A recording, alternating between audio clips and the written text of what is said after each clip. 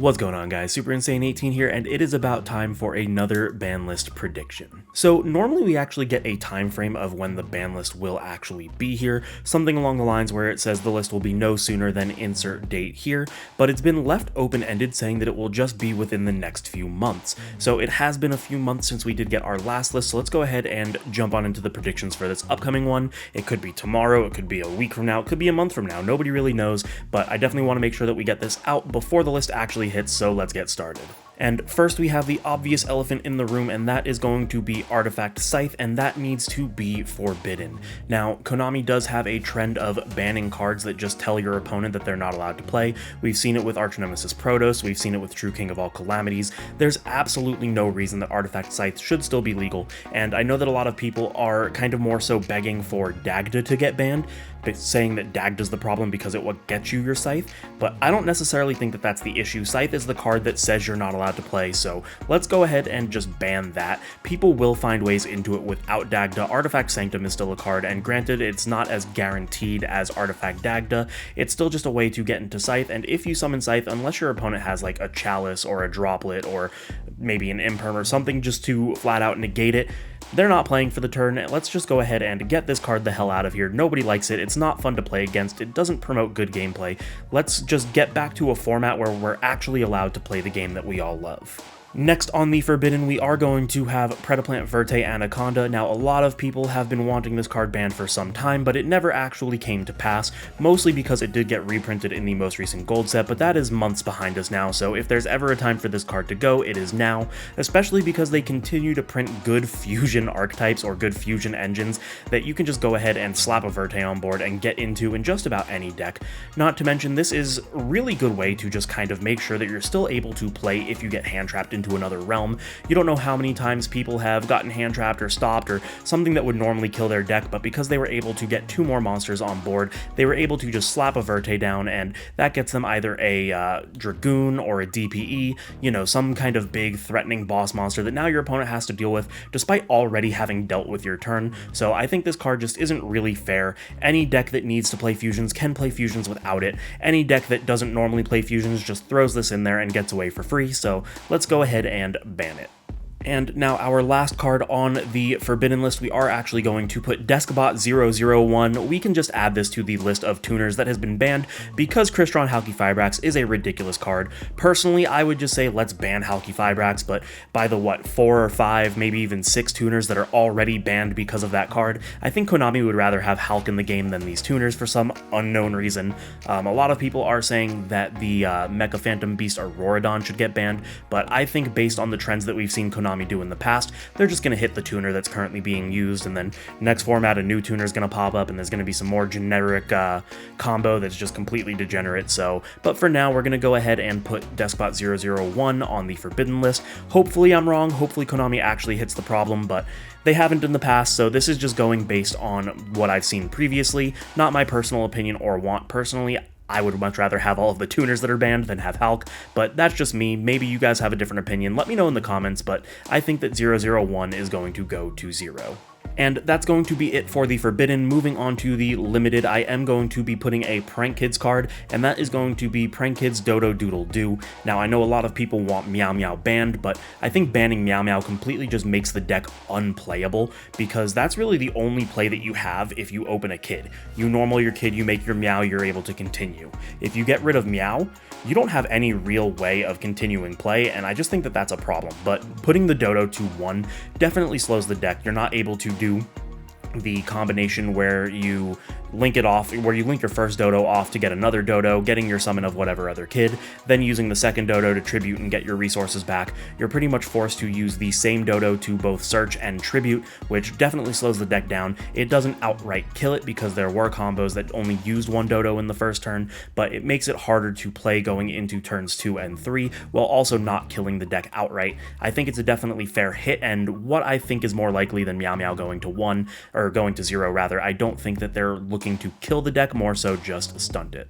And for the second and last card on the limited list, it's a little bit controversial because a lot of people would rather see this go to 2 along with its counterpart, and that is going to be Rite of Aramesir. Personally, I don't really think that putting Enchantress and Rite to 2 hurts the engine enough to make it an actual viable hit, but I think putting the Rite to 1 and leaving the Enchantress at 3 is definitely more so correct. Enchantress is able to recur your Rite from your graveyard anyway, so if you put it to 2 and 2 versus leaving Enchantress at 3 and putting the Rite to 1, you still have more copies overall, since the Enchantress is going to be able to fetch back your Rites from your grave multiple times. I just think that it is much more efficient to leave Enchantress at 3 and put Rite to 1. Maybe that's controversial. Again, let me know in the comments. Go ahead and roast me if you think I'm ridiculous.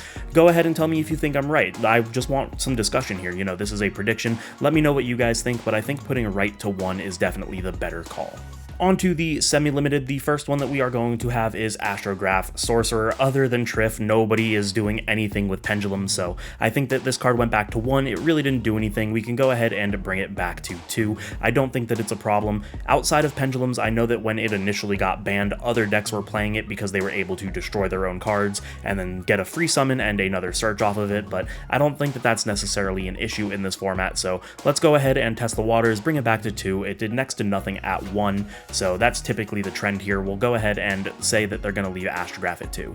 And last on the semi-limited, we are going to be putting Danger Tsuchinoko to 2. We saw that the Nessie came back to 3 on the last list and almost did nothing, so we're going to go ahead and test the waters by slowly bringing the Dangers back, and if there's one to bring back, it's definitely Tsuchinoko. Worst case scenario is it's just going to summon itself, so I mean, it's not really as oppressive as something like Jackalope, which is going to be able to summon any other one from the deck. This one just summons itself, so you don't get that form of being able to just deck thin. It's a itself or nothing type deal. I mean, it's always going to get itself because if you discard it, it summons itself, but you guys know what I mean. I think if one is going to come back to 2, it is going to be the Snake. Tsuchinoko isn't really a problem in my opinion. Yeah, it's a level 3, so you might be able to shove it into Phantom Knights or whatever level 3 axis that people are playing these days, but I don't think that it's a problem. Let's go ahead and bring it to 2. And finally, we are on our unlimited section, and this is mostly going to be things that came back and did nothing. Obviously, that's the trend. They go from 1 to 2 to 3, and the first one that we have to talk about is A Hero Lives. Other than one player in my local area and maybe a couple one-ofs that I've seen online, I haven't really seen heroes doing all that much, so Hero Lives can definitely come back to 3. They put it to 2, and it did not shake up the meta in any way, shape, or form, so again, that's the trend. We bring it back and just call it a day. Along those same lines, we have Salamangreat Circle. It went to 2 and nobody cared, so let's go ahead and just give them back their Searcher. I don't think that Salamangreat is an issue anymore. It's been power crept into another world, so there really isn't a problem. Plus we have Nibiru, and that deck just hard loses to Nibiru, so I don't care how many times you search. You're not really going to do anything threatening. It doesn't set up these big oppressive boards the way that the game is played now, so they can go ahead and have that back. Scapegoat is another card that went to 2 on the last list and hasn't done anything. Back when Scapegoat got hit originally, it was at the beginning of Link format when things were a little bit differently. The most oppressive thing that you could do with a Scapegoat at the time was go into a free Borreload, and I mean, Borreload these days isn't really even that threatening. Of course, I'm talking about the Link one, not the Synchro, but I mean, there's much worse things than just getting a free Borreload. You're not able to do it on your turn anyway. It's relatively a slow card. You'll have to set it, use it on your opponent's turn, and then keep the token, so you're probably going to activate it on their end phase and hope that you can do something on your turn.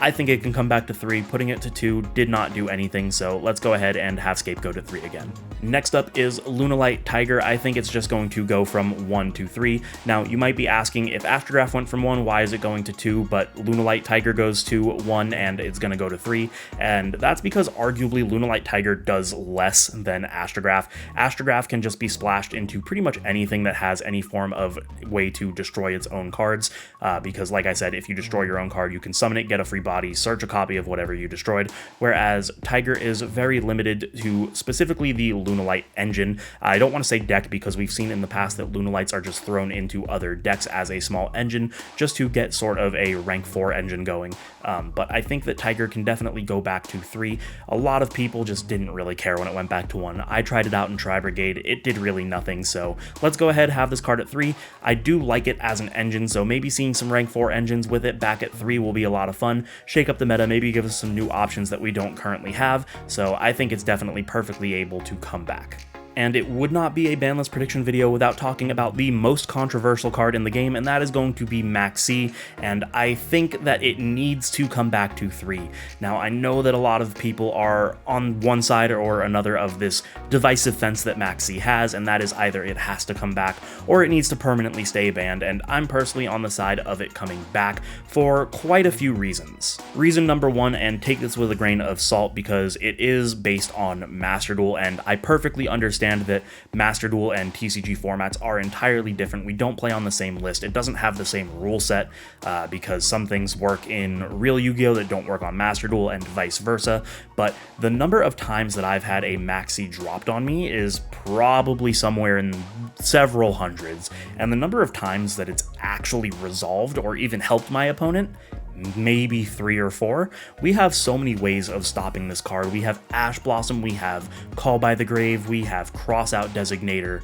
You know, there's just, I think that we're in a format where we have so many ways to stop it that it's irrelevant, while at the same time, it's kind of the saving grace that we need. We're in a format where you're going to hand trap your opponent 3 times and they're still going to set up a board on you, and now you're just down 3 cards, where Maxx can kind of stunt that. If you Maxx your opponent, they're given the choice of, do they think that special summoning 18 times in a turn is going to put them in a position where no matter what you have, they're going to win, or are they just going to give you the free advantage and you're going to blow them out because of it? Now they have to make that decision of, do they keep going or do they stop? And I think that it really just puts the game in a more healthy state. The biggest argument that I've seen against Maxx is, let's say that I am going first and I'm playing a Wombo combo deck and I full combo on you, set up a nearly unbreakable board, and then I also have Maxx in my hand. Now any chance you had of playing is just entirely negated, because now not only do you have to clear my board, but you also have to worry about a Maxx, and that Maxx is going to give me everything that I need in order to get through on the next turn and just go for game. My argument against that is that we're in a format where if I'm going to full combo anyway, you're not going to win. If I'm going to full combo completely uncontested and you're not going to stop me in any way, shape, or form, and I set up my complete board, regardless of whether or not I have the Maxx, you probably lost the game. Obviously, that's not always the case, but more often than not, that's what I've seen in the last couple of formats, so I definitely think that Maxx coming back is the way to prevent your opponent from making those unbreakable boards, from setting up those Wombo combos that tell you you're just not allowed to play the game, and I think that it is a necessary evil. Back in the days when it got banned, it absolutely needed it. It was a complete sack, but the game has progressed so much in these last, 3 or 4 years? I believe it's 4 that Maxx has been banned. I just think it has to come back, so whether you agree or disagree, let me know in the comments. Again, I'm all about that discussion. So yeah, Maxx back to 3, come on guys. And there you have it, that is going to be my banlist prediction video for May 2022. Hopefully we get the list soon. Personally, I'm really sick of this format. It feels like we're just playing Scythe.deck in literally every aspect, and if you're not playing Scythe, you're playing Fluanderies because it's the one deck that just doesn't care. So I really just want to see a new format. I want to go back to playing multiple turns of Yu-Gi-Oh! I don't like this. I'm going to play a turn, cool scoop. You're going to play a turn, cool scoop. I'm going to play a turn, congratulations, I won the match. Like, that's just not fun. I play this game to play this game, not to sit there and just look at cards for 40 seconds. So hopefully you guys enjoyed. If you did, you know the deal. Subscribe, hit the notification bell, like, comment, share with your friends, and maybe consider supporting me on Patreon, because for just $1, you can support the channel in a way that I would never be able to tell you how much I fully appreciate. Thank you guys so much for watching, and I will see you in the next one.